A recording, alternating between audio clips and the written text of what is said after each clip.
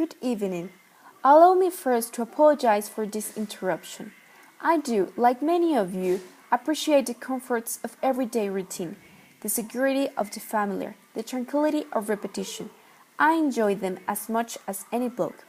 But in the spirit of commemoration, thereby those important events of the past usually associated with someone's death or the end of some awful, bloody struggle, a celebration of a nice holiday, I thought we could mark this November the 5th, a date that is sadly no longer remembered, by taking some time out of our daily lives to sit down and have a little chat.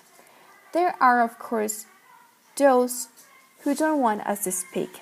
I suspect, even now, orders are being shouted into telephones and men with guns will soon be on their way. Why? Because while the trumpet may be used in lieu of conversation, words will always retain their power. Words offer the means to meaning, and for those who listen, the enunciation of truth. And the truth is, there is something terribly wrong with this country, isn't there? Cruelty and injustice, intolerance and oppression. And where once you had the freedom to object, to think and speak as you saw fit.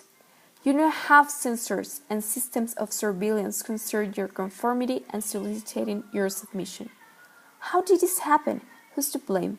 Well, certainly there are more responsible than others, and they will be held accountable. But again, truth to be told. If you are looking for the guilty, you need only to look into a mirror. I know why you did it. I know you were afraid. Who wouldn't be? War, terror, disease. There were a myriad of problems which conspired to corrupt your reason and rob you of your common sense. Fear got the best of you.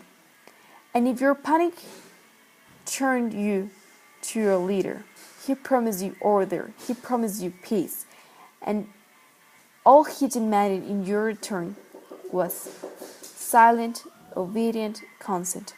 Last night I sought to end that silence, to remind this country of what it has forgotten. For more than 400 years ago, a great citizen wished to embed the 5th of November forever in our memory.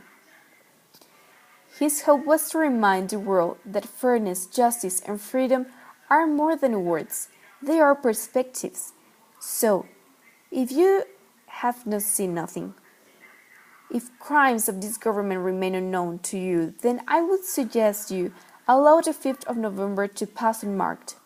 But if you see what I see, if you feel as I feel, and if you would seek as I seek, then I ask you to stand beside me 1 year from tonight, outside the gates of the Parliament, and together we shall give them a 5th of November that shall never ever forgot.